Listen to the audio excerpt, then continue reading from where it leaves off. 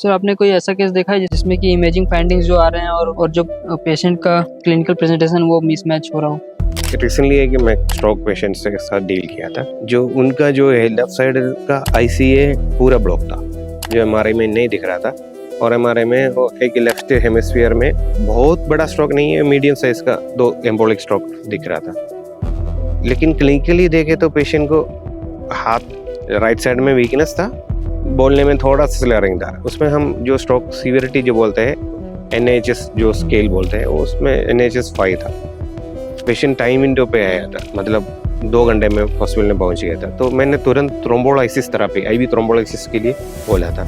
लेकिन जो इतना लार्ज ICA ओक्लूशन है, फिर भी पेशेंट को जो है जो स्ट्रोक सीवियरिटी है बहुत ज़्यादा नहीं है। तो मैं डिलेमा में आ गया था, ये उस पेशेंट में जो है मैकेनिकल थ्रोम्बोक्टमी करना है कि नहीं करना। गाइडलाइंस के हिसाब से NHS जो स्कोर है 6 के ऊपर ही एंटीरियर सर्कुलेशन में मैकेनिकल थ्रोम्बोटिक करना होता है। तो थ्रोम्बोलाइसिस के बाद पेशेंट तो अच्छा खासा इम्प्रूवमेंट हो गया, बट ICA कभी रिकलेस नहीं होते हैं। तो फिर हमने सोचा कि मतलब पेशेंट को एंजियोग्राफी करके देख लेते क्या है फाइंडिंग। सो हमने एंजियोग्राफी किया तो पता चला कि लेफ्ट ICA ओक्लूड होने के बाद भी जो फेस का जो आर्टरी है ECA बोलते हैं, एक्सटर्नल कैरोटिड आर्टरी, उससे थ्रू जो स्कल की जो माइन्यूट फोरामेन से तो कोलाटरस ब्रेन का जो मिडिल सेरेब्रल आर्टरी में मिल रहा है, इसलिए पेशेंट को इतना ज़्यादा सिम्टम्स नहीं था।